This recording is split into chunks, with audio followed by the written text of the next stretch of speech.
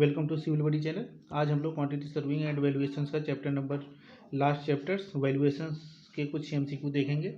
MCQ देखने से पहले सबसे पहले हम वैल्यूएशंस क्या होता है, इसके कितने टाइप्स होते हैं और कौन कौन से मेथड होते हैं इसको सॉल्व करने के बाद सॉल्व करते हैं, कैसे सॉल्व करते हैं इसको। ठीक है, उसके बाद हम एमसीक्यू स्टार्ट करेंगे। ठीक है, सबसे पहला हमारा क्वेश्चन आता है वैल्यूएशंस क्या होता है। वैल्यूएशंस क्या है? वैल्यूएशंस कुछ नहीं है। Valuations is a technique to used to find out the cost of any buildings.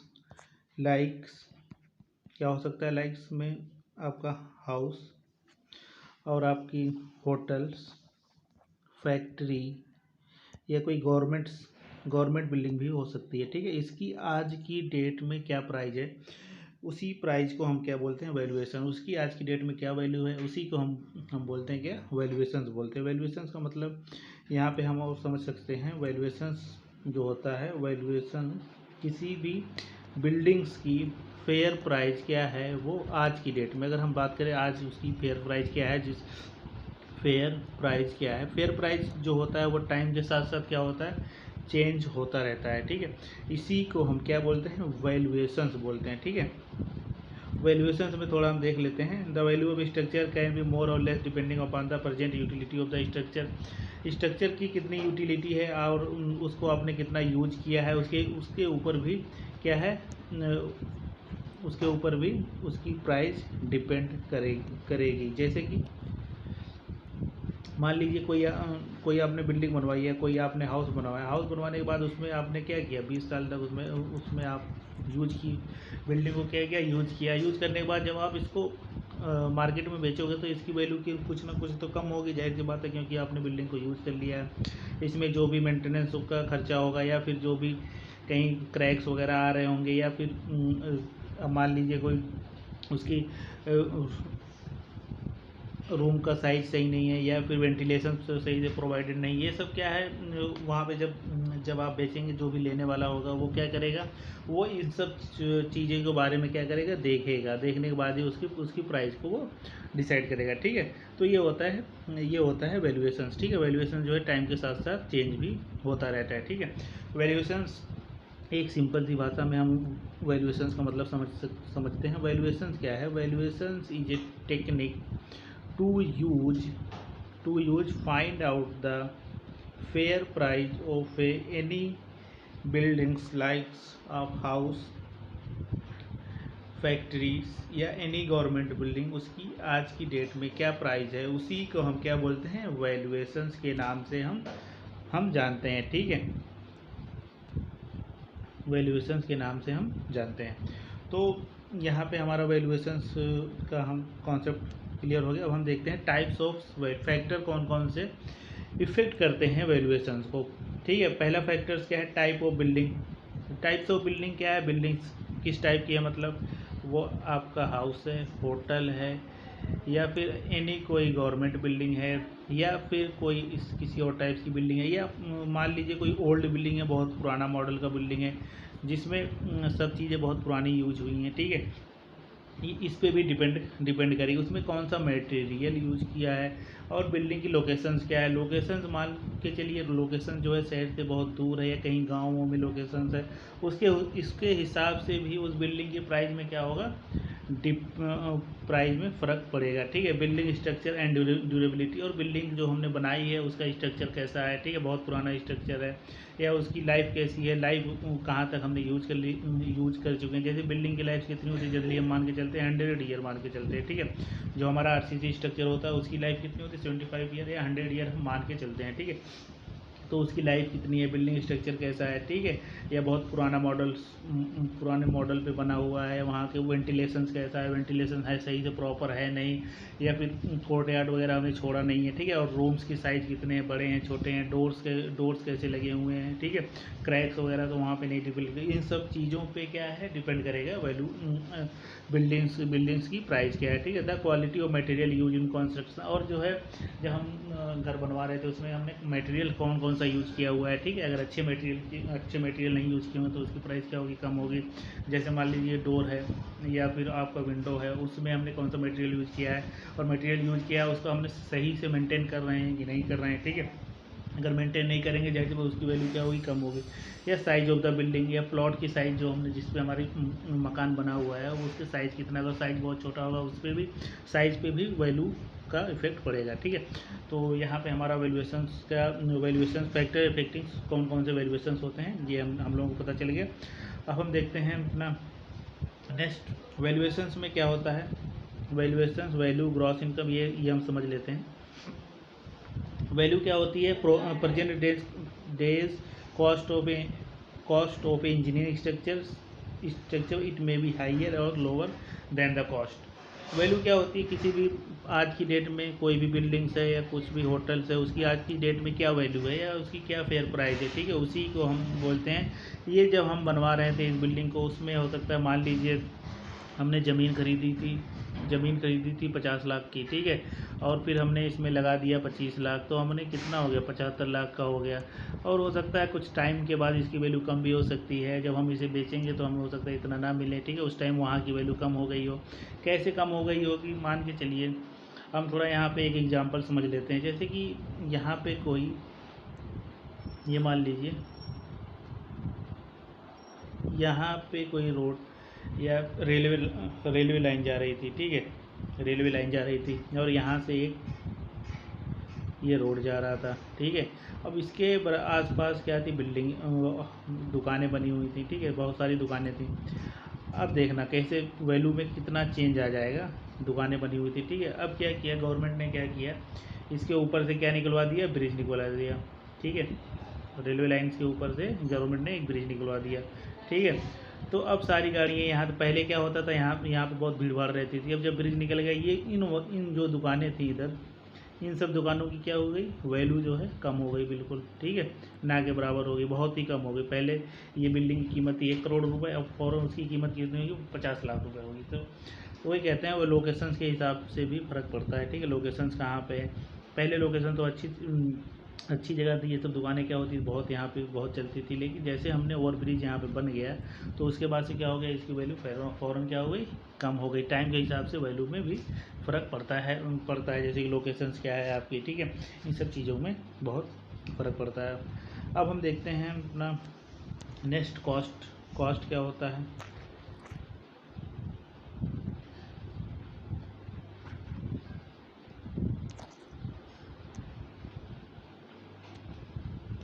अगर हम कॉस्ट की बात करें, original cost of construction, original cost क्या है, कंस्ट्रक्शन जो भी हमने बिल्डिंग बनाई है उसकी ओरिजिनल कॉस्ट क्या है, कितने में हमने उसको कंस्ट्रक्शन कराया है, ठीक है। It is use to find out the loss of value of the property due to various reason.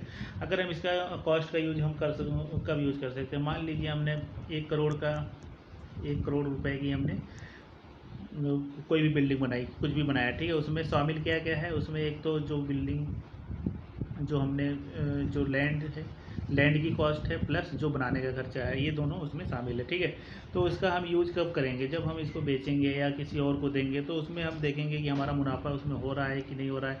हम तो यही चाहेंगे कि अगर हमने इसमें 1 करोड़ रुपए खर्च किया है तो हम इसमें क्या चाहेंगे, कम से कम हमें 1.5 करोड़ इसमें मिले, ठीक है। ज़्यादा उसमें हमें नुकसान ना हो, हमें फ़ायदा ही हो, ठीक है। इसी को हम बोलते हैं कॉस्ट बोलते हैं।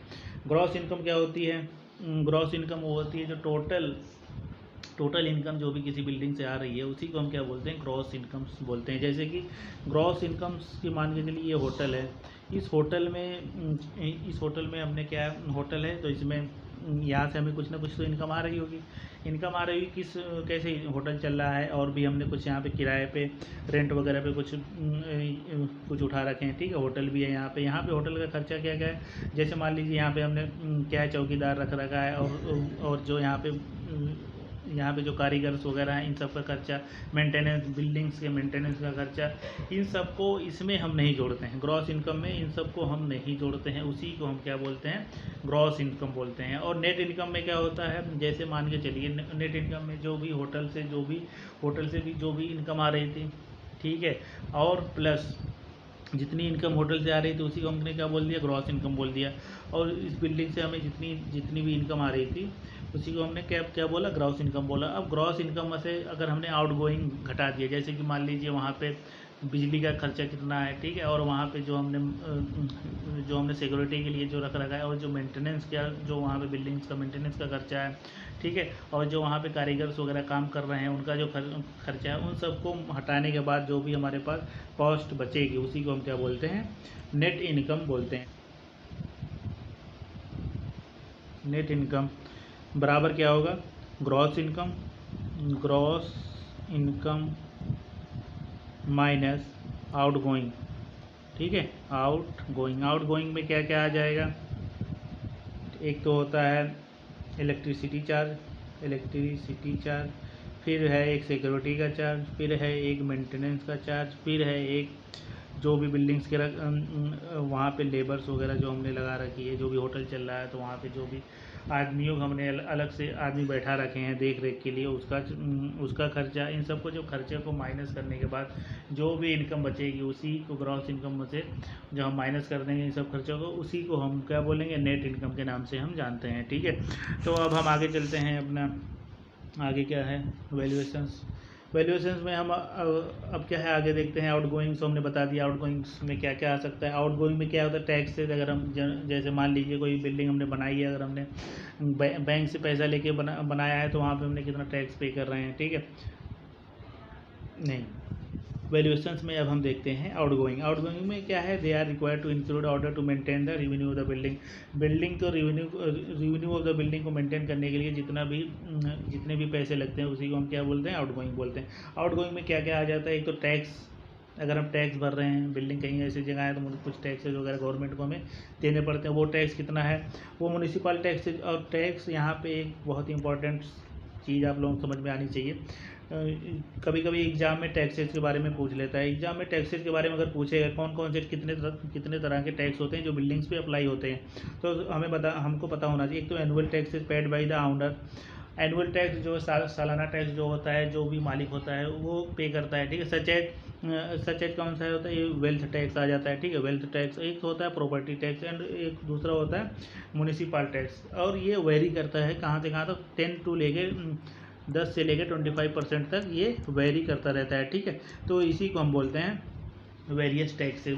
टैक्स कितनी तरह के होते हैं, थ्री तरह के टैक्स होते हैं। ये जो होता है, ये क्वेश्चन एग्जाम में कई बार होता है। टाइप्स ऑफ टैक्स कितने होते हैं, 3 ऑप्शन दिया रहेगा और एक कोई और ऑप्शन दे देगा, ठीक है। डायरेक्ट टैक्स देगा, डायरेक्ट टैक्स अगर एग्जाम ऑप्शन में दे देगा तो हमको क्या पता होना चाहिए कितने टैक्स होते हैं।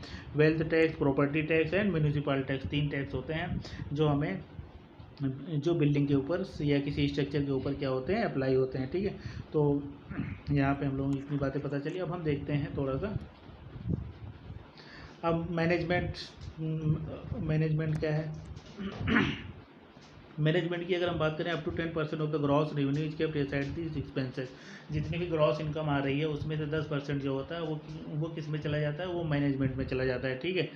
यहाँ पे क्या मैनेजमेंट के लिए क्या क्या आ जाता है, चौकीदार क्या है, चौकीदार है, स्वीपर है, झाड़ू पोछा लगाने वाला, एप्लीकेबल ओनली फॉर बिल्डिंग्स और अपार्टमेंट। ये किस में एप्लीकेबल होता है, सिर्फ जो बिल्डिंग्स है, बड़ी बड़ी बिल्डिंगें होती हैं वहाँ, और अपार्टमेंट होते हैं वहाँ पे जाहिर सी बात है, वहाँ पे जो भी बिल्डिंग्स का मालिक होता है वहाँ पे जैसे लिफ्ट का खर्चा है, या फिर मान लीजिए वहाँ पे चौकीदार है, स्वीपर्स है, और भी चीज़ें हैं वहाँ पे, वो मेंटेन कौन करता है, ऑनर के द्वारा मेंटेन किया जाता है, ठीक है।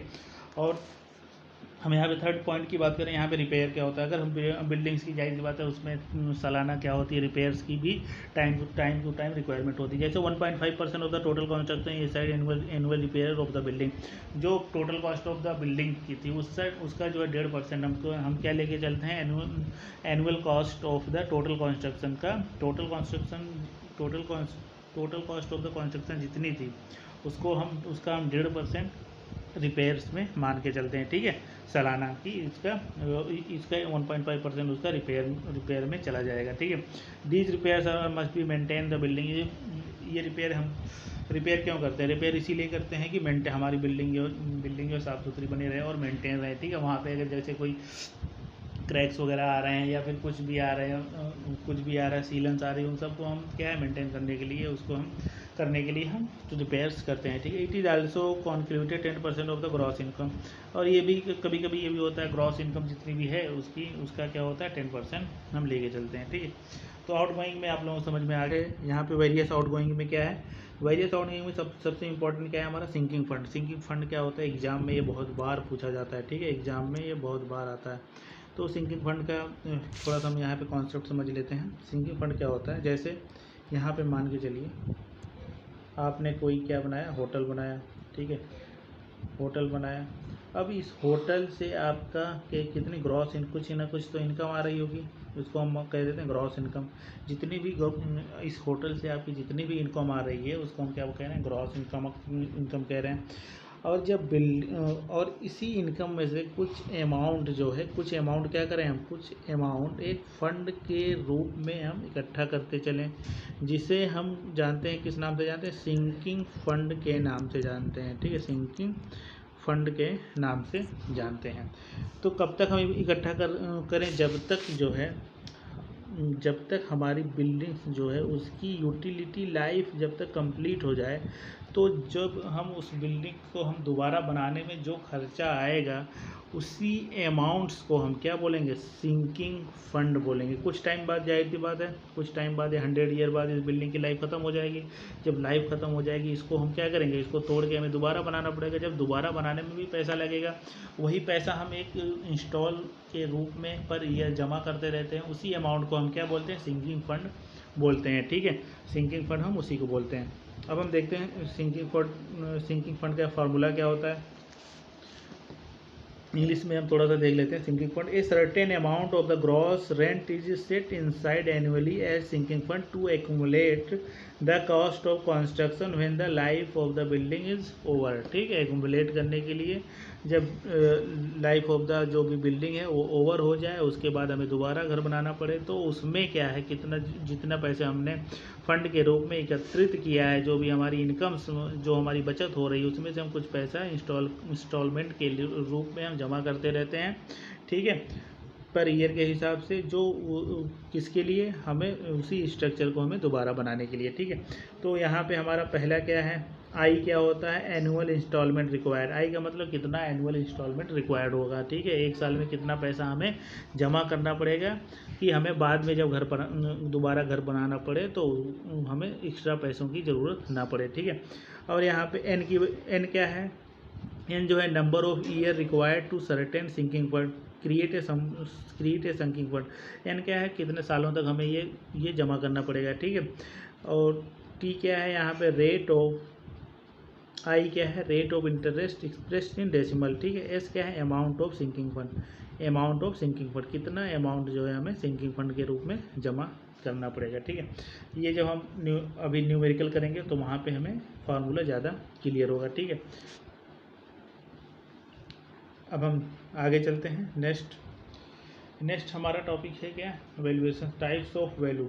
वैल्यू कितने तरह की होती है, एक तो होती है मार्केट वैल्यू, और दूसरा होता है हमारे पास स्क्रैप वैल्यू, और थर्ड होता है सॉल्वेज वैल्यू, एंड फोर्थ होता है रेंटेबल वैल्यू, और छठा होता है हमारे पास, पांचवा है बुक वैल्यू, ठीक है। आइए एक एक करके हम डिटेल्स में देखते हैं।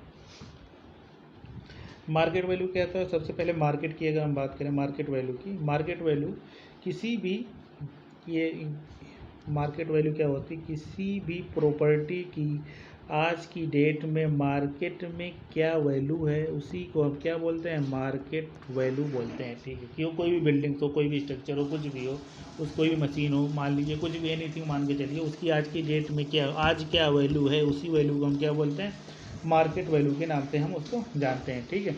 मार्केट वैल्यू आप लोगों का क्लियर हो गया होगा। अब हम देखते हैं, मार्केट वैल्यू हो गया। स्क्रैप वैल्यू क्या होती है, स्क्रैप वैल्यू भी ये एग्जाम में सबसे ज़्यादा कौन सा आता है, स्क्रैप वैल्यू, साल्वेज वैल्यू, ये दो एग्जाम में बहुत आता है, ठीक है। स्क्रैप वैल्यू क्या होता है, तो स्क्रैप वैल्यू जो होता है, मान के चलिए थी कोई बिल्डिंग, ठीक है, ये थी कोई बिल्डिंग, इसकी जो है यूटिलिटी पीरियड क्या हो गया, समाप्त हो गया, ठीक है, या बिल्डिंग्स की लाइफ क्या होगी, ख़त्म हो गई। अब जब बिल्डिंग ख़त्म हो गई तो इसको क्या करना पड़ेगा, दोबारा हमें तोड़ना पड़ेगा। तो इसको हमने तोड़ दिया, तो विद डिसमेंटल के साथ the it is defined the value of material, इसमें जो भी मटेरियल लगाया था हमने ठीक है, कंक्रीट का जो भी मटेरियल लगा था, स्टील लगी थी, उसकी वैल्यू उस टाइम क्या है, तोड़ने के बाद इस बिल्डिंग्स की कितनी वैल्यू है, उसी वैल्यू को हम क्या बोलते हैं, स्क्रैप वैल्यू बोलते हैं। ठीक है, स्क्रैप वैल्यू जनरली बिल्डिंग्स की कितनी होती है, it is usually 10% of the total cost of the construction. ठीक है, अगर मान लीजिए आपने एक लाख में घर बनाया था तो उसकी स्क्रैप वैल्यू कितनी होगी, 10,000 होगी ओनली। ठीक है, 10,000 ही होगी। ठीक है, तो यहाँ पे it is defined as the value of material of a dismantles of a building. Dismantles को कहें या डिमोलिश्ड कहें, ये भी दोनों एक ही बातें हैं यहाँ पे। ठीक है, डिसमेंटल्स या डिमोलिश्ड आप कह सकते हैं। अब हम यहाँ पे देखते हैं सॉल्वेज वैल्यू क्या होती है। सॉल्वेज वैल्यू की अगर हम बात करें, सॉल्वेज वैल्यू क्या होती है, it is a value of buildings eight the end of utility period without being dismantle. मतलब सॉल्वेज वैल्यू वो होती है बिल्डिंग्स की, उसको हम कहते हैं जब बिल्डिंग्स की यूटिलिटी पीरियड कंप्लीट हो जाए, विदाउट डिसमेंटल, विदाउट, इसको हमने तोड़ा नहीं है अभी। ठीक है, और स्क्रैप वैल्यू में क्या था, बिल्डिंग्स को हमने तोड़ दिया था, तोड़ने के बाद जो भी मलबा निकला था उसको हमने जब बेच दिया मार्केट में, तो उसकी जितनी भी कीमत आई उसी कीमत को हम क्या बोलते हैं, उसी वैल्यू को बोलते हैं स्क्रैप वैल्यू के नाम से जानते हैं। ठीक है, और सॉल्वेज वैल्यू में क्या होता है, बिल्डिंग्स को हमने तोड़ा नहीं है। ठीक है, तो उस टाइम उसकी मार्केट में कितनी वैल्यू है, उसी को हम क्या बोलते हैं, सॉल्वेज वैल्यू बोलते हैं। ठीक है, स्क्रैप में आप लोग याद कैसे करना, स्क्रैप में हम बिल्डिंग्स को क्या करते हैं, तोड़ देते हैं, तोड़ने के बाद जो भी मलबा आता है, स्टील्स वगैरह जो भी उसमें से निकलते हैं, डोर वगैरह जो भी चीज़ें होती है, उसको मार्केट में उसको जब हम बेच देते हैं तो वो क्या कहलाता है, स्क्रैप वैल्यू कहलाता है। और सॉल्वेज वैल्यू में क्या होता है, विदाउट डिसमेंटल, विदाउट बिना बिल्डिंग को तोड़े हुए जो भी उसकी उस टाइम मार्केट में जो वैल्यू है उसी को हम क्या बोलेंगे, सॉल्वेज वैल्यू बोलेंगे। ठीक है, ये दोनों में लोगों को बहुत कन्फ्यूजन होता है, आप लोगों को ये कन्फ्यूजन यहाँ से दूर हो गया होगा। ठीक है, और यहाँ पे रेंटेबल वैल्यू इतना इंपॉर्टेंट नहीं है, एग्जाम में आता नहीं है। बुक वैल्यू कभी कभी आ जाता है, it is the amount of properties shown in the book after the allowing necessary depreciation year wise. मान लीजिए कोई भी बिल्डिंग आपने बना दी, उसमें जाहिर सी बात है टाइम के साथ साथ कुछ डिप्रिसिएशन, कुछ मूल्यह्रास उस बिल्डिंग्स में क्या होता है, उस बिल्डिंग्स में कुछ ना कुछ कमियाँ आती रहती हैं। ठीक है, उसकी कीमत में कुछ ना कुछ कमी होती है, उसी कमी को हम एक बुक में लिखते रहते हैं, उसी को हम क्या बोलते हैं, बुक वैल्यू बोलते हैं। The book value is independent of market value. वो किस पे इंडिपेंडेंट होती है, मार्केट वैल्यू पे डिपेंड नहीं करती, इंडिपेंडेंट होती है। ठीक है, तो अब हम नेक्स्ट आगे चलते हैं, हमारा नेक्स्ट क्या है देखते हैं। वैल्यूएशंस में ये सबसे इम्पोर्टेंट है, कभी कभी एग्जाम में ये आता है एग्जाम में आपको, ऑब्सोलेसेंस क्या होता है। ऑब्सोलेसेंस का मतलब ये होता है, जैसे कोई भी बिल्डिंग से it is the value of property decrease, value of property में कमी आ रही है। क्यों कमी आ रही है, जैसे कि मान लीजिए जो भी आपने बिल्डिंग्स बनवाई थी वो बहुत ओल्ड मॉडल थी। ठीक है, या फिर उस बिल्डिंग्स में आपने रूम्स की साइज़ जो है जो आपने उस बिल्डिंग में रूम बनाया उसका साइज़ बहुत छोटा है, और वहाँ पे वेंटिलेशन भी आपने सही नहीं प्रोवाइड किया, और वहाँ पे वेंटिलेशंस का भी नहीं है, और वहाँ पे पुअर वेंटिलेशन है मान लीजिए। ठीक है, और वहाँ पे जो आपने दीवारें बनाई हैं, दीवारें कैसी हैं, बहुत मोटी मोटी दीवारें बना दी हैं। ठीक है, और आज की डेट में थोड़ा दीवारों की चौड़ाई कम होती है। ठीक है, और वहाँ पे सेटबैक भी आपने नहीं प्रोवाइड किया था। ठीक है, और जो है वहाँ पे जो आपने कंस्ट्रक्शन फास्ट चेंज, और आपने जो वहाँ पे कंस्ट्रक्शन मेथड अप्लाई किया वो भी नहीं अप्लाई सही किया। ठीक है, और डिज़ाइंस भी बहुत पुराना ओल्ड मॉडल डिज़ाइन है। ठीक है, और ये सब चीज़ें अगर आपने की है तो उसमें क्या होगा, टाइम के साथ साथ उस बिल्डिंग्स की वैल्यू में क्या होगी, कमी होगी। ठीक है, जैसे मान के चलिए पुराने घर जो बनते थे वहाँ पे बहुत पुराने ज़माने में जो घर बनते थे वो बहुत ओल्ड मॉडल थे। ठीक है, तो वहाँ की दीवारें कैसी होती थी, बहुत चौड़ी चौड़ी दीवारें होती थी, और वहाँ पे वेंटिलेशन भी प्रॉपर नहीं मिलता था।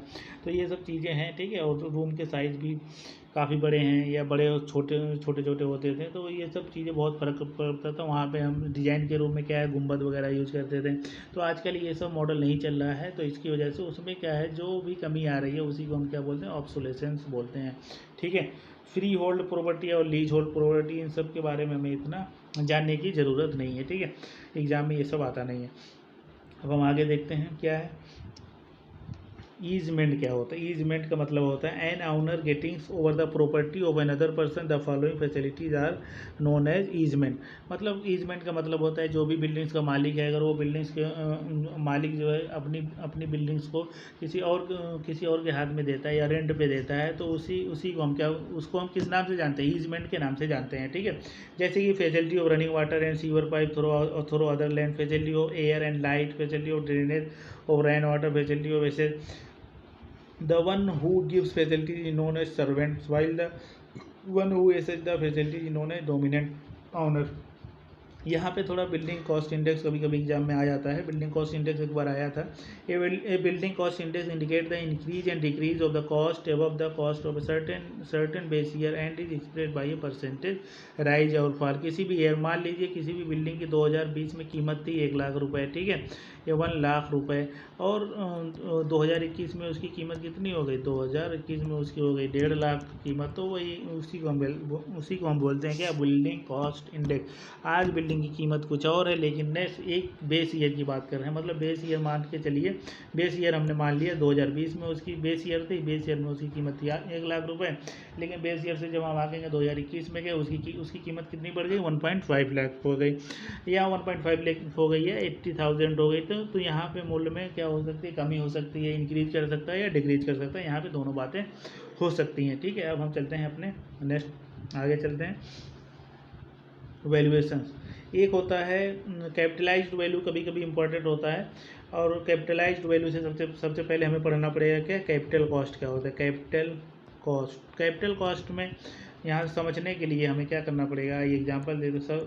आप जैसे आपको कोई घर बनवाना है, कोई भी बिल्डिंग बनवाना है, कोई भी होटल बनवाना है, उसके लिए आपको सबसे पहले क्या करना पड़ेगा? या तो आपके पास ज़मीन हो, अगर ज़मीन नहीं है तो आप क्या करेंगे? ज़मीन खरीदेंगे। अगर मान लीजिए आपने यहाँ पे ज़मीन खरीदी, आपने कितने की ज़मीन खरीदी? 75 लाख की आपने यहाँ पे ज़मीन खरीदा। ठीक है, ये ज़मीन खरीद लिया आपने, ज़मीन की कीमत कितनी थी? 75 लाख रुपए।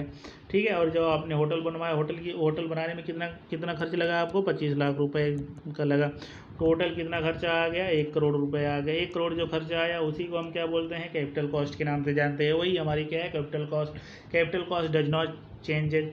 कैपिटल कॉस्ट जो है टाइम के साथ साथ नहीं चेंज होता। कैपिटल क्यों नहीं चेंज होता? जो आप जिस टाइम आपने ज़मीन खरीदी थी उसकी कीमत जितनी थी, जितने में ज़मीन खरीदी, आप तो हमेशा वही बताएंगे कि हमने भाई ज़मीन इतने में खरीदी थी। ठीक है, तो वो भी कीमत कभी चेंज नहीं होगी। और जो ज़मीन की साइज़ है वो साइज़ कभी चेंज होगा? नहीं चेंज होगा। जितनी भी साइज़ होगी, 10 बाई 10 का होगा, 20 बाई 20 का होगा, वो जो भी एरिया होगा वो एरिया कभी नहीं चेंज होगा। और जितना भी बनाने में आपको उस टाइम जितना भी खर्चा आएगा वो भी खर्चा आपका चेंज नहीं होगा। तो capital cost does not changes at the time, के साथ साथ वो नहीं चेंज होगा। जो भी ज़मीन की कीमत थी और जो बिल्डिंग बनाने का जो खर्चा आया था वो चेंज नहीं होगा, वो हमेशा सेम ही रहेगा। ठीक है, अब हम यहाँ पे कैपिटलाइज्ड वैल्यू थोड़ा सा देख लेते हैं। जो भी हमारी किसी बिल्डिंग से, मान के चलिए जो भी जितनी भी हमारी बिल्डिंग से ग्रॉस इनकम आ रही थी, मान के चलिए किसी बिल्डिंग से जो भी हमारे पास कितनी ग्रॉस इनकम आ रही थी, उसमें से हमने अगर आउटगोइंग को माइनस कर दिया, तो आउटगोइंग को जब हम माइनस कर देंगे तो हमारे पास जो इनकम निकल के आएगी उसी को हम नेट इनकम बोलते हैं। नेट इनकम के बराबर हमें अगर उसमें क्या है, नेट इनकम के बराबर हमें उस अमाउंट का अगर हमें कितना हम ब्याज लगाएं कि हमें नेट इनकम के बराबर हमें पैसा मिल जाए, उसी को हम क्या बोलते हैं? कैपिटलाइज्ड वैल्यू बोलते हैं। कितना % हमें ब्याज लगाना पड़ेगा जिससे हमें नेट इनकम जो भी है बिल्डिंग्स की उसके बराबर हमें पैसा, उतना ब्याज हमको मिल रहा है, तो उसी को हम क्या बोलते हैं? नेट इनकम हम बोलते हैं। ठीक है, और नेट इनकम का यहाँ पे फार्मूला क्या होता है? कैपिटलाइज्ड वैल्यू हम कैसे निकालेंगे? कैपिटलाइज्ड वैल्यू निकालने का जो फार्मूला होता है, कैपिटलाइज कभी कभी एग्जाम में आया, कैपिटलाइज्ड वैल्यू का जो फार्मूला होता है वो क्या होता है? Net income into 100 divided by r. इतना इम्पॉर्टेंट फार्मूला नहीं है, कभी एग्जाम में ये आया नहीं है। ठीक है, तो हमारे पास क्या होगा? नेट इनकम के बराबर अगर हमें ब्याज मिल रहा है जिससे हमारी नेट इनकम क्या हो गया? कंप्लीट हो जाए, नेट इनकम आ जाए, कितना ब्याज हम लगाएं जिससे क्या है? नेट इनकम के बराबर हमें ब्याज मिल जाए, उसी को हम क्या बोलते हैं? कैपिटलाइज्ड वैल्यू बोलते हैं। ठीक है, उसी को हम कैपिटलाइज्ड वैल्यू के नाम से जानते हैं। अब हम पीछे चलते हैं। एन्युइटी क्या होती है? एन्युइटी का मतलब होता है the return of capital investment. जितना भी हमने इन्वेस्टमेंट बिल्डिंग्स में लगाया था या ज़मीन खरीदने में या उसको बनाने में जितना खर्चा आया था उसी को हम क्या बोलते हैं? कैपिटल इन्वेस्टमेंट बोल रहे हैं। टोटल इन्वेस्टमेंट हमने बिल्डिंग में कितना लगाया था, ठीक है, in the shape of annual instalment, या फिर मान लीजिए किस शेप में लगाया था, the return of the capital investment. फिर का रिटर्न कैसे आ रहा है? In the shape of annual instalment, monthly, quarterly, half yearly और yearly for a fix number of year. कितने साल के लिए हमने कितने साल में वो टोटल जो भी हमने इनकम बिल्डिंग में लगाई थी वो कितने ईयर्स में हमारे पास वापस आ रही है, उसी इनकम को हम क्या बोलते हैं? एन्युइटी के नाम से हम जानते हैं, ठीक है। अब हम चलते हैं अपने नेक्स्ट की तरफ। डिप्रिसिएशन का क्या मतलब होता है? डिप्रिसिएशन का यहाँ पे मतलब होता है, हिंदी में हम इसको जानते हैं मूल्यह्रास। मूल्य में किसी भी प्रॉपर्टी की मूल्य में कमी आना, उसी को हम क्या बोलते हैं? डिप्रिसिएशन। क्यों मूल्य में कमी आ सकती है? ये structure after some time gradually loss some of its value due to its constant use and some other similar reason। जैसे कि या तो बहुत ज़्यादा बिल्डिंग्स को हमने बहुत ज़्यादा टाइम तक यूज़ कर ली है, या उसकी यूटिलिटी लाइफ क्या हो गई है, बिल्डिंग की ख़त्म हो गई है, तो उसकी वैल्यू क्या होगी? उसकी वैल्यू में क्या हो जाएगी? कमी आ जाएगी। और दूसरा, और इसमें कितने टाइप्स हो सकते हैं, किस किस चीज़ें से कमी आ सकती है? पहले, the property is in neglected condition, और उस प्रॉपर्टी की लोग पब्लिक के द्वारा क्या है? नेग्लेक्ट किया जा रहा है, ठीक है, प्रॉपर्टी नेग्लेक्ट कंडीशन है। The property being away from the school, और ऐसी प्रॉपर्टी है जहाँ से स्कूल और मार्केट क्या है? बहुत दूर है, तो वहाँ पे भी मूल्यह्रास में उसकी डिप्रिसिएशन में बहुत ज़्यादा कमी आ जाएगी। या design being out of fashion, और जो भी बिल्डिंग्स का मॉडल है जो एलिवेशन है उसका क्या है? आउटडेटेड है, बहुत ही पुराना मॉडल है, तो उससे भी मूल्यह्रास में कमी आएगी। या पुअर स्पेसिफिकेशन फॉलोड विच रिक्वायरिंग मेंटेन, और वहाँ पे स्पेसिफिकेशंस भी है, स्पेसिफिकेशंस भी नहीं है, पुअर स्पेसिफिकेशंस है। मान लीजिए डोर की साइज जितनी होनी चाहिए उतनी आपने प्रॉपर नहीं रख रखी है, ठीक है, मेंटेनेंस सही नहीं कर रहे हैं आप बिल्डिंग की, और वहाँ पे मान के चलिए मेंटेनेंस सही नहीं है और वेंटिलेशन सही नहीं है आपकी बिल्डिंग्स का वहाँ पे, और पार्किंग्स वगैरह की सुविधाएं भी नहीं है, तो उससे भी क्या होगा? वहाँ पे मूल्यह्रास में कमी आएगी। और आप टाइम के साथ साथ मेंटेन भी नहीं कर रहे हैं, तो उसके लिए फार्मूला क्या होता है? The loss this involve in the value of property is known as depreciation. Depreciation का जो फार्मूला होता है, D equal to P into 100 minus r d की power n divided by 100। D क्या है यहाँ पे? Depreciation value. P क्या है? Present value. उसकी डिप्रिसिएशन वैल्यू कितनी है उसकी? प्रेजेंट कितनी थी, प्रेजेंट में वैल्यू कितनी थी, और डिप्रिसिएशन वैल्यू कितनी है, ठीक है, कमी कितनी आ गई वैल्यू। आर डी क्या है? फिक्स्ड परसेंटेज ऑफ डिप्रिसिएशन, ठीक है, मूल्यह्रास। किसी भी बिल्डिंग्स की उसकी वैल्यू में कमी आना, उसी को हम मूल्यह्रास बोलते हैं। मूल्यह्रास किन किन चीज़ों से हो सकता है हमने आपको ये बता दिया, ठीक है। अब हम देखते हैं अपने यहाँ पे क्वेश्चन आ गया हमारा। is the technique of estimate or determining the fair price or value of a property such as buildings, a factory or other engineering structure of various types। इसको हम क्या बोलेंगे? डिप्रिसिएशन। मूल्यह्रास में कमी, कैपिटल वैल्यू बोलेंगे, वैल्यूएशन बोलेंगे, ठीक है, वैल्यूएशन बोलेंगे या टैक्सेशन बोलेंगे, क्या बोलेंगे? Is the technique of estimating or determining the fair price of the value property such as building, a factory, other engineering structure is known as, उसी को हम क्या बोलते हैं? वैल्यूएशंस बोलते हैं, ठीक है। जो टेक्निक है वैल्यूएशन क्या है? एक ऐसी टेक्निक है जिसके द्वारा हम किसी भी प्रॉपर्टी या बिल्डिंग्स की फैक्ट्री अदर उसकी हम क्या फेयर प्राइस हम पता करते हैं। फेयर प्राइस कितनी है उसकी आज की डेट में, उसी को हम क्या बोलते हैं? वैल्यूएशंस हम वैल्यूएशंस बोलते हैं, ठीक है। तो हमारा कौन सा ऑप्शन होगा? सी इज द राइट आंसर होगा, ठीक है। अब हम चलते हैं क्वेश्चन नंबर 76 की तरफ। ए pumping set with a motor has been installed in a buildings at a cost of 2500, assuming the life of the pump as 15 year, work out of the amount of annual installment of sinking fund required to be deposited, accumulate the whole amount of 4% compound interest, ठीक है। तो यहाँ पे जो हमारे पास question में क्या क्या है, इंटरेस्ट बराबर कितना दिया हुआ है हमारे पास? एक तो हमारे पास एस की वैल्यू दी हुई है। एस की वैल्यू कितनी दी हुई है हमारे पास? कितना अमाउंट आपको पर ईयर जमा करना पड़ेगा सिंकिंग फंड के रूप में, तो उसकी कितनी है? 2500 रुपये, ठीक है। और दूसरा आपके पास क्या है? एन की वैल्यू कितनी है? एन की वैल्यू है यहाँ पे 15 ईयर, ठीक है। और यहाँ पे जो है इंटरेस्ट कितना है, इंटरेस्ट कितना है, आई की वैल्यू दी है 4%। जब हम हटाएंगे 2 जीरो नीचे आ जाएगा तो आई की वैल्यू 0 पॉइंट कितना हो जाएगा, 0.04 हो जाएगा। ठीक है, तो हम यहाँ पे फार्मूले में रख देंगे, अपने फार्मूले में जब रखेंगे कैसे रखेंगे, 2500 एन की वैल्यू इंटू आई की वैल्यू इंटरेस्ट कितना है 0.04 डिवाइडेड बाई 1 प्लस आई 0.04 की पावर एन क्या है 15 -1। जब हम इसको कैलकुलेटर में रखेंगे सॉल्व कर लेना आप लोग, तो हमारे पास जो आंसर निकल के आएगा कितना आ जाएगा 125 आ जाएगा। ठीक है, तो हमारा B is the right answer होगा। ठीक है, हम चलते हैं नेक्स्ट क्वेश्चन की तरफ। नेक्स्ट क्वेश्चन हमारा ये रहा, The objective of creating the sinking fund is to accumulate the sufficient money to meet the cost of construction and replacement after its useful life, pay tax, recover the cost of construction, save money for future। क्या हो सकता है यहाँ पे question number 77 का कौन सा answer होगा, द ऑब्जेक्टिव, कौन से क्या ऑब्जेक्टिव है, क्रिएटिंग सिंकिंग फंड हम क्यों इकट्ठा करते हैं, उसका क्या ऑब्जेक्टिव, उसका जो ऑब्जेक्टिव है meet the cost of construction and replacement after its useful use.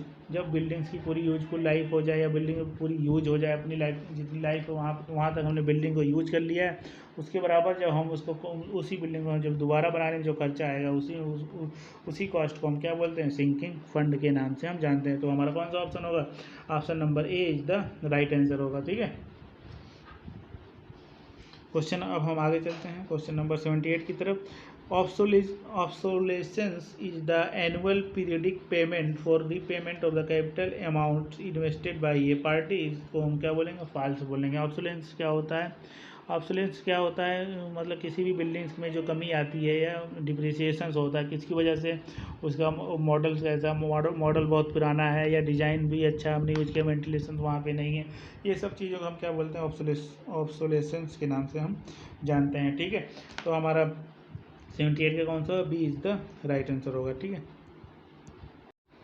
आज का हमारा नेक्स्ट क्वेश्चन क्या है, नेक्स्ट क्वेश्चन हमारा ये रहा, scrap value is the net annual lettings value of a property which is obtained after deducting the amount of yearly repair from the gross income।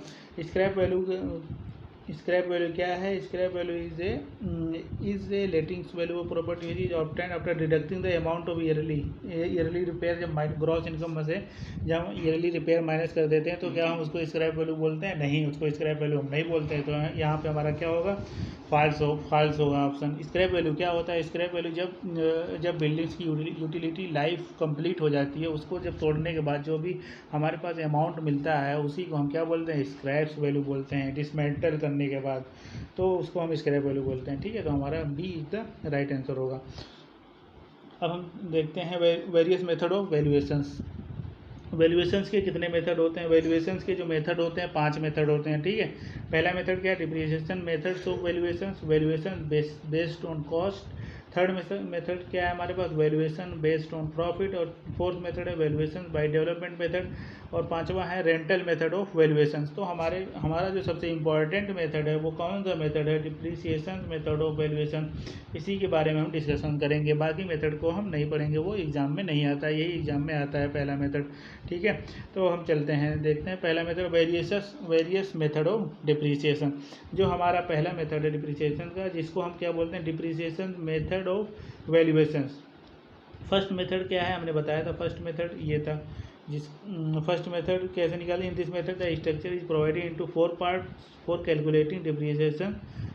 इसमें जो होता है स्ट्रक्चर्स को हम कैसे, स्ट्रक्चर को जो हम डिवाइड कर देते हैं कितने पार्ट में, 4 पार्ट में। ये ऑब्जेक्टिव क्वेश्चन में आ सकता है। पहला क्या है, वाल्स है, रूफ है, फिर फ्लोर्स है, फिर डोर्स एंड विंडो। ठीक है, ये हम 4 पार्ट में स्ट्रक्चर को डिवाइड करने के बाद फिर हम उसको ये मेथड हम अप्लाई करते हैं। ठीक है, फर्स्ट मेथड में क्या है, डी इज कैल्यू जो हमारे पास आता है, D is equal P 100 minus r d upon 100 की पावर एन। डी क्या है यहाँ पे, डिप्रिसिएशन वैल्यू, डी क्या है यहाँ पे, डिप्रिसिएशन वैल्यू है, और आपका डी जो है डिप्रिसिएशन वैल्यू है और प्रेजेंट वैल्यू है। और आर डी, पी क्या है, प्रेजेंट वैल्यू, आर डी क्या है, फिक्स्ड परसेंटेज ऑफ डिप्रिसिएशन। ठीक है, एन क्या है, number of year of the building has been construction, कितना साल हो गया बिल्डिंग को कंस्ट्रक्ट, मतलब मान लीजिए बिल्डिंग 2010 में बनी थी, आज के टाइम में हम अगर उसकी डिप्रिसिएशन मेथड से वैल्यूएशन हम उसकी निकालें तो वहाँ पे कितना हो जाएगा, 2021 में उसकी 11 साल हो जाएगी। ठीक है, यानी इसके लिए number of year years the buildings has been constructed. ठीक है, ये वाला मेथड भी क्या होता है, एग्जाम में बहुत कम आता है, लेकिन जो सबसे ज़्यादा एग्जाम में आता है वो आता है हमारा कौन सा मेथड, ये सेकंड मेथड आता है। ठीक है, सेकंड मेथड को हम क्या, सेकंड मेथड हम जानते हैं इसको, सेकंड मेथड को हम जानते हैं डी इजकल टू क्या formula, is equal D depreciation is equal to C minus S upon N. C क्या है यहाँ पे, सी जो है बिल्डिंग की जो भी ओरिजिनल कॉस्ट थी वो, ठीक है, original cost of the buildings, original cost of the building. और एस क्या है यहाँ पे, स्क्रैप वैल्यू, बिल्डिंग की स्क्रैप वैल्यू कितनी थी।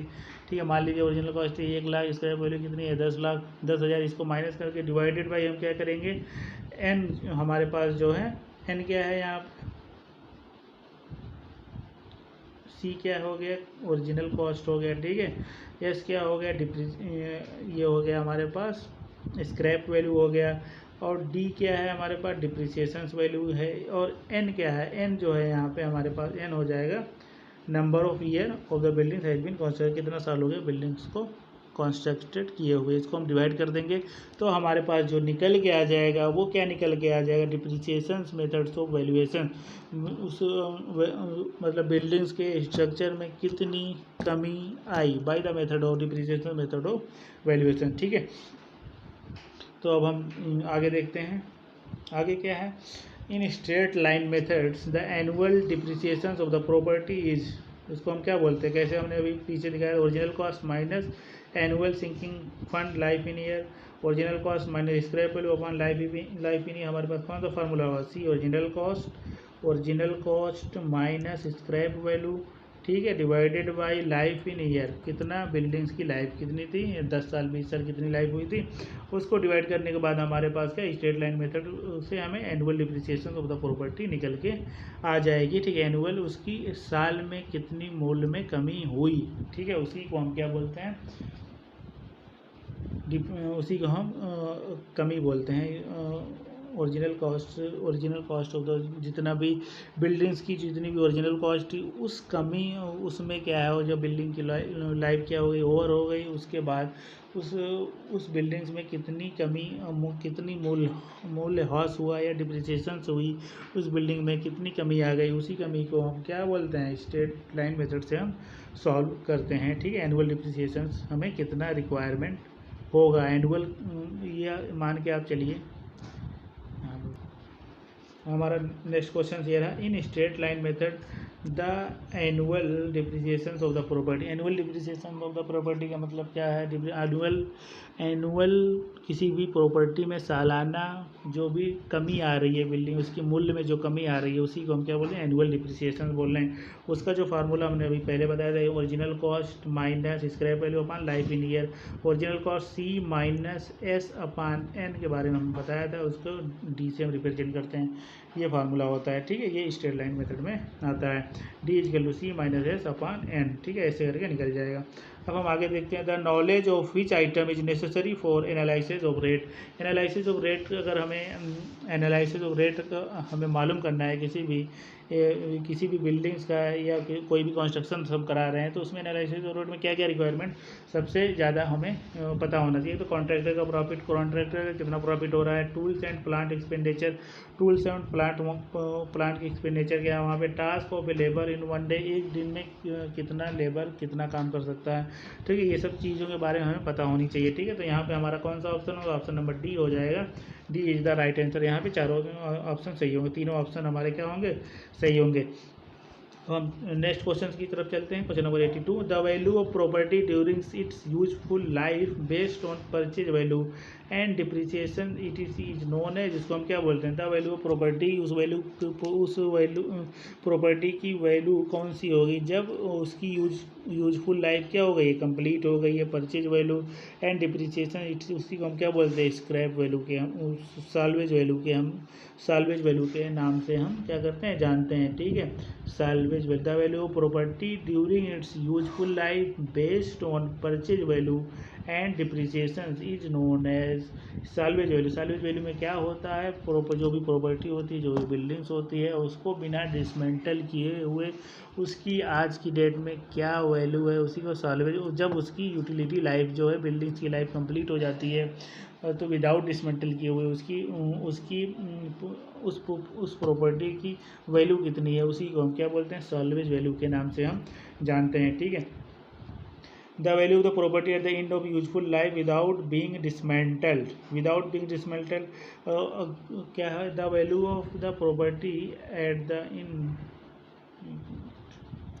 नेक्स्ट क्वेश्चन हमारा ये रहा, the value of property during its useful life based on purchase value and depreciation ETC is known as, उसको हम क्या बोलते हैं, the value of property during its useful life based on purchase value, जब हमने उस बिल्डिंग को क्या है खरीदा था और जब बनाया था, एंड डिप्रिसिएशन और उसमें जो कमी आई उसी वैल्यू को हम क्या बोलते हैं, बुक वैल्यू। बुक वैल्यू क्या होता है, जो भी एक तो आपने क्या होती है बिल्डिंग्स की, जो जितनी भी आपने ज़मीन खरीदी थी, ज़मीन खरीदने के बाद जितना भी पैसा आपने इसको बनाने में, बिल्डिंग को बनाने में लगाया था, इन्हीं दोनों कास्ट, ये जो कॉस्ट होती है उसी कॉस्ट को हम क्या बोलते हैं, बुक वैल्यू बोलते हैं। ये वैल्यू जो होती है बुक वैल्यू, वो हमें कभी भी चेंज नहीं होती थी, वो कांस्टेंट रहती है। आज की उस डेट में जितने भी आपने ज़मीन खरीदी थी, वो ज़मीन की रेट तो ज़मीन आप तो उतने में बताएंगे कि हमने ज़मीन इतने में खरीदी थी। ठीक है, और उस वहाँ पर जब पहले आपने बनाया था, जितना भी खर्चा आया था, आप खर्चा भी उतना ही बताएंगे कि खर्चा तो चेंज होगा नहीं, उतने खर्चा में आपने बनाया था। ठीक है,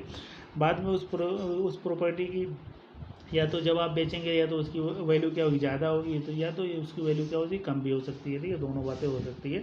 तो हमारे यहाँ पे क्वेश्चन नंबर 82 का जो ऑप्शन होगा D is the right answer, उसको हम बुक वैल्यू के नाम से हम जानते हैं। ठीक है, अब हमारा नेक्स्ट क्वेश्चन ये रहा, the value of the property at the end of useful life without being dismantle, मतलब कोई भी बिल्डिंग थी, बिल्डिंग आपने बनाई, उसकी 100 साल बाद उसकी क्या हुई, उसकी जो है इसकी यूटिलिटी पीरियड ख़त्म हो गया, इसकी लाइफ ख़त्म हो गई बिल्डिंग की।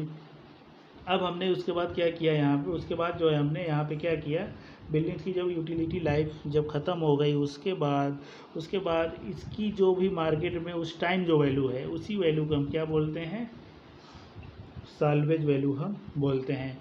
साल्वेज वैल्यू विदाउट डिसमेंटल, अगर जब हम इस बिल्डिंग को जब हमने तोड़ दिया, तोड़ने के बाद जो भी इसमें मलबा निकला, जो भी मलबा निकला या स्टील्स वगैरह, जो भी डोर्स वगैरह, जो भी सब सारी चीज़ें जो निकली, उसको बेचने के बाद जो भी पैसा हमें मिलता है, उसी को हम बोलते हैं स्क्रैप वैल्यू के नाम से, उसको हम स्क्रैप वैल्यू बोलते हैं। तो हमारा क्वेश्चन नंबर 83 का जो ऑप्शन होगा A is the right answer होगा। ठीक है, अब हम चलते हैं अपने नेक्स्ट क्वेश्चन की तरफ। Find the depreciation during first 5 years of a cement concrete structure is तो हमारा क्वेश्चन नंबर 84 क्या है, find the depreciation during the first 5 year of the cement concrete structure का शुरू के 5वें साल में उसकी वैल्यू में कुछ कमी आ सकती है, उसको हम कितना जानते हैं, 0%, 0.5%, 1%, 2%।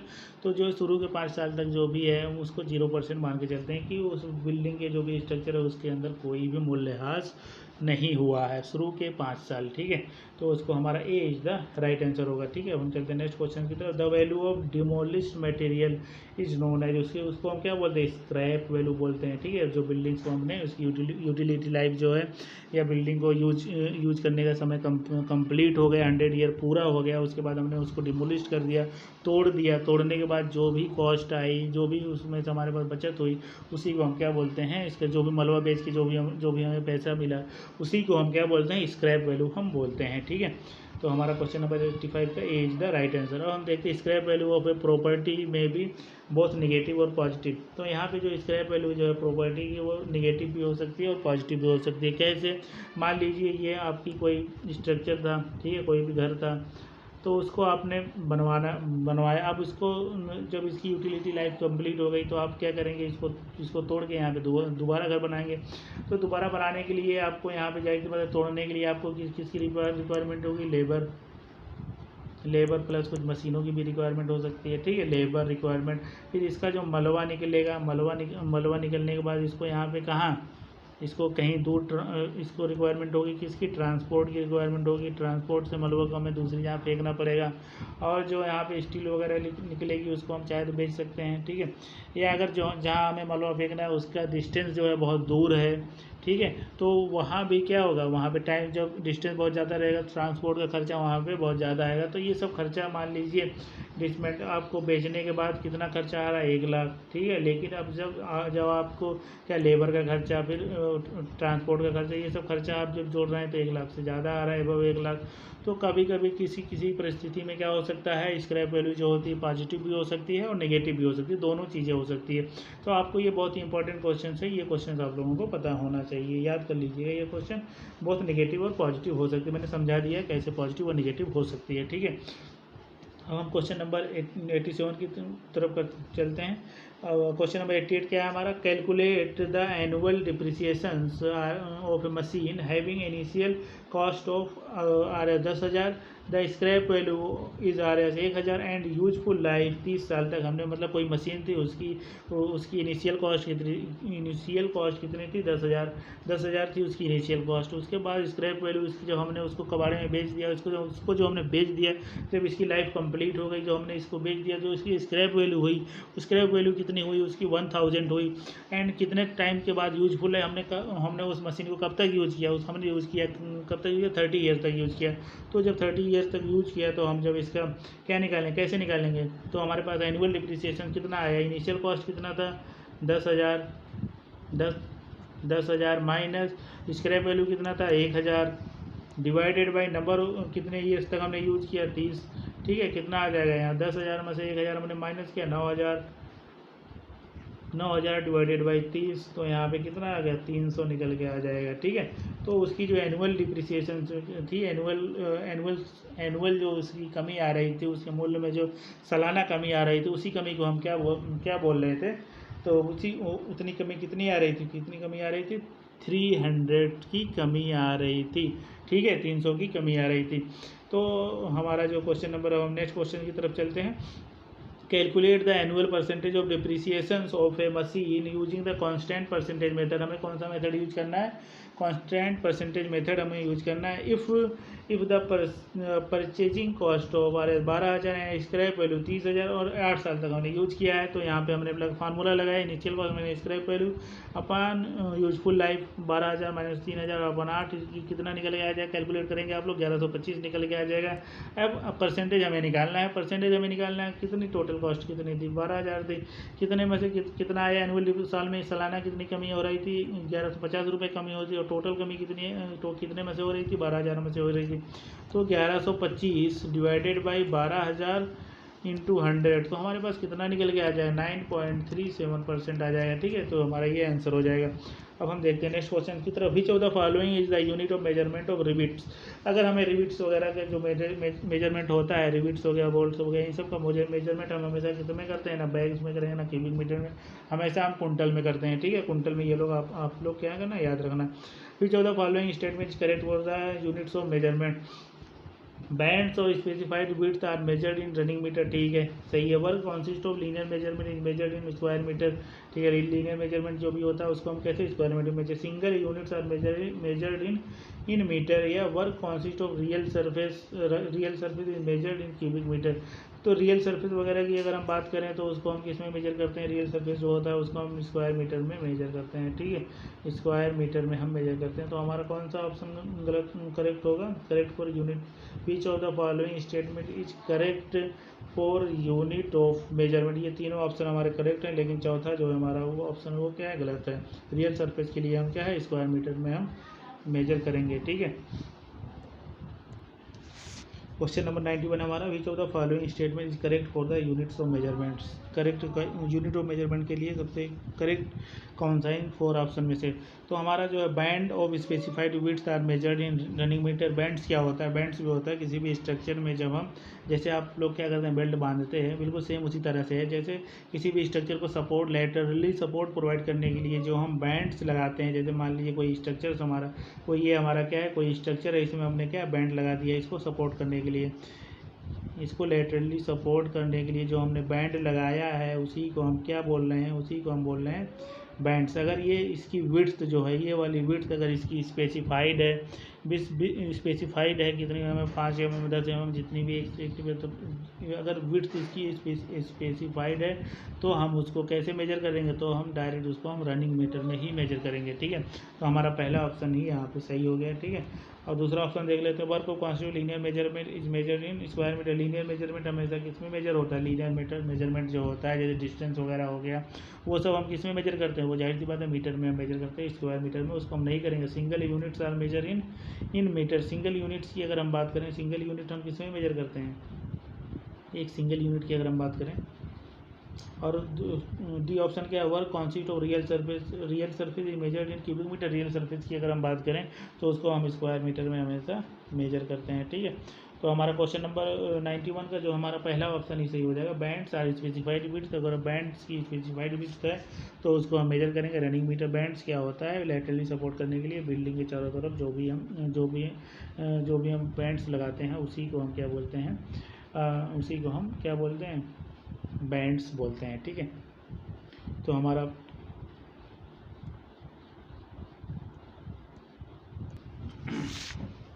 नेक्स्ट क्वेश्चन हमारा कौन सा, which of the following area is not included in the plinth area of the building.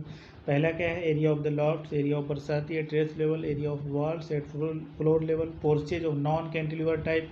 तो हमारा जो ऑप्शन होगा, option number A is the right answer होगा। ठीक है, A is the right answer. जो एरिया ऑफ लॉफ्ट होता है वो प्लिंथ एरिया में हम कैलकुलेट नहीं करते। जैसे ये कोई मान लीजिए कोई शॉप्स है, कोई शॉप है, शॉप्स के अंदर कभी कभी आप लोगों ने देखा होगा एक और छत निकली रहती है ऐसे करके। ठीक है, तो इसी ये जो दूसरी छत आप देखते हैं उसमें निकली रहती है, उसी को हम क्या क्या बोलते हैं, एरिया ऑफ लॉफ्ट बोलते हैं, लॉफ्ट बोलते हैं उसी को। इसको हम कंसीडर नहीं करते plinth area of the buildings को, बिल्डिंग कैलकुलेट करने के लिए। ठीक है, तो हमारा जो ऑप्शन होगा A is the right answer. हम नेक्स्ट क्वेश्चन की तरफ चलते हैं। The threading in the iron is measured centimetre, kilogram, numbers और स्क्वायर में। जैसे कि कोई थ्रेडिंग्स हम क्या होती है, थ्रेडिंग जैसे कोई बोल्ट हो गया, ये कोई जो हो गया, इसमें हम क्या होते हैं, कोई भी स्नैप्स बोल्ट हो गए, इसमें जो हम थ्रेडिंग करते हैं, थ्रेडिंग का मतलब जो हम ऐसे करके प्रोवाइड करते हैं बोल्ट को इंसर्ट करने या कसने के लिए, जो उसमें थ्रेडिंग्स बनी रहती है, उसी थ्रेडिंग्स को हम किस में मेजर करते हैं, उस थ्रेडिंग को हम जो मेजर करते हैं उसको हम मेजर करते हैं किस में, सेंटीमीटर में हम उसको मेजर करते हैं। ठीक है, तो हमारा A is the right answer होगा। ठीक है, अब हम चलते हैं नेक्स्ट क्वेश्चन की तरफ। Which of the following is the purpose of the valuation. Valuation का क्या पर्पज है, ठीक है, approximate estimation of analysis of rate, भी detail estimate of the cost, ये टैक्सेशन। तो ये आप लोगों को याद रहना चाहिए। ठीक है, टैक्सेशन होता है वैल्यूएशन का पर्पज। अब हम देखते हैं विच of the following is the purpose of the valuation. Same question. An electric generator is installed in the buildings, cost of RS। एक बिल्डिंग्स में इलेक्ट्रिक जनरेटर लगाया गया जिसकी कॉस्ट थी 50,000। जनरेटर की कॉस्ट कितनी थी, 50,000। Calculate the annual sinking fund, हमें क्या निकालना है, एनुअल सिंकिंग फंड निकालना है। Required to be the demolished deposited to accumulate the whole amount of 5% compound interest. 5% का इंटरेस्ट से अगर हम एनुअल सिंकिंग फंड उसका जमा करें, जो जब उसकी लाइफ क्या हो जाए, या जो मशीन की लाइफ यूटिलिटी पीरियड ख़त्म हो जाए, उसके बाद हमें दोबारा जनरेटर लाना पड़े तो उसको कितना पैसा हमें पर ईयर जमा करना पड़ेगा। ठीक है, उसी को हम सिंकिंग फंड बोल रहे हैं।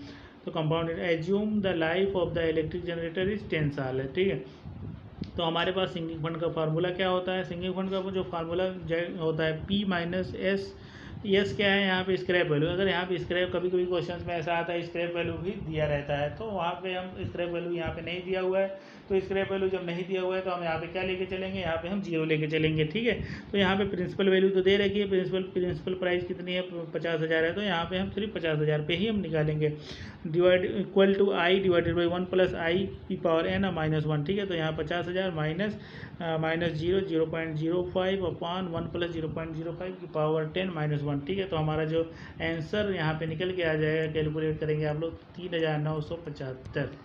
ठीक है, RS इतना हमें पर ईयर जमा करना पड़ेगा 5% की कंपाउंड ब्याज से। ठीक है, तो क्वेश्चन नंबर 95 का C is the right answer. ठीक है, ये छोड़ो, ये क्वेश्चन हटाते हैं। Reductions at cross wall for a total length of the central line. Central line method से अगर हम कैलकुलेट कर रहे हैं किसी reductions at cross wall for total length of the जो भी वॉल है उसकी उसमें जो है कितना हमें करेक्शंस करना पड़ेगा अगर हम सेंटर लाइन मेथड्स अप्लाई कर रहे हैं। तो कैसे, ये जैसे मान लीजिए ये कहीं पे क्रॉस वॉल आ गई, जैसे एक दीवार आ रही थी इधर, एक दीवार ये दीवार आ रही थी, ये दीवार आ रही थी, यहाँ से एक क्रॉस वॉल निकल रही है। तो क्रॉस वॉल जब निकल रही है तो एक बार जब हम सेंटर लाइन मेथड जब अप्लाई करें, एक बार सेंटर लाइन मेथड हमने इधर से लगाया, एक बार सेंटर लाइन मेथड इधर से लगाया, एक बार सेंटर लाइन मेथड हमने इधर से लगाया, तो ये वाली वॉल एक बार कैलकुलेट हो गई, एक बार आ गई, ये वाली थिकनेस ऑफ द वॉल एक बार आ गई। फिर एक बार जब हम इधर से कैलकुलेट करेंगे तो एक बार और आ जाएगी। तो ये वाली जो इतना एरिया है, ये एरिया कितनी बार कैलकुलेट हो गया, ये एरिया जो है 2 बार कैलकुलेट हो गया। जब एरिया 2 बार कैलकुलेट होगा तो हमें इसकी एक तो विड्थ जो है W, जो भी वॉल की विड्थ है उसको W/2 एक बार इधर से करनी पड़ेगी और एक बार हमको इधर से करनी पड़ेगी। इसका मतलब क्या है, W/2 जब दो तरफ से माइनस करेंगे तो twice of thickness of the wall, जो भी 2 टाइम्स हमें करना पड़ेगा, twice the thickness of the wall. तो हमारा कौन सा ऑप्शन होगा, हमारा option number D is the right answer हो जाएगा, twice of the thickness of the wall. ठीक है, 2 बार हमें माइनस करनी पड़ेगी। ठीक है, क्योंकि दो बार हमने कैलकुलेट कर लिया है, जब 2 बार कैलकुलेट कर लिया तो हम 2 बार क्या करेंगे, माइनस भी हमें करना पड़ेगा। तो 97 का D is the right answer है। Accuracy in measurement of the area should be, accuracy कितना हम एरिया में लेके चलते हैं, 0.01 स्क्वायर मीटर था। ठीक है, स्क्वायर मीटर को जब हम सेंटीमीटर में कन्वर्ट करेंगे तो कितना हो जाएगा, 100 स्क्वायर सेंटीमीटर। तो ये सब भी यूनिट का जो कन्वर्जन है वो भी आप लोगों को थोड़ा पता होना चाहिए।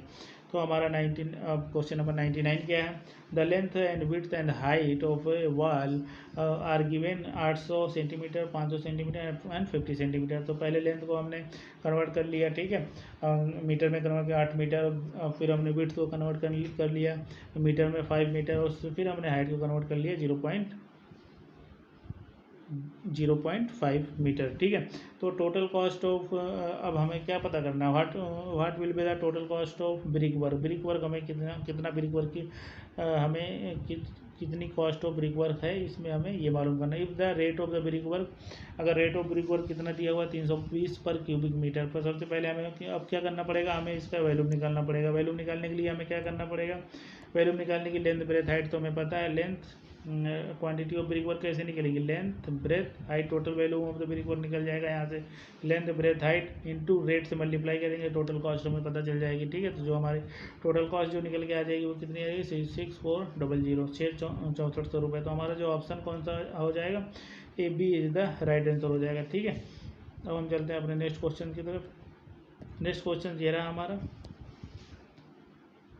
What is the total cost RS according to approximate estimate of a hostel building with a capacity of 75 bed की, कोई भी हॉस्टल बिल्डिंग है उसकी कैपेसिटी 75 बेड की है। ये the L together cost per bed की कॉस्ट कितनी आ रही है, 20,000 रुपये आ रही है।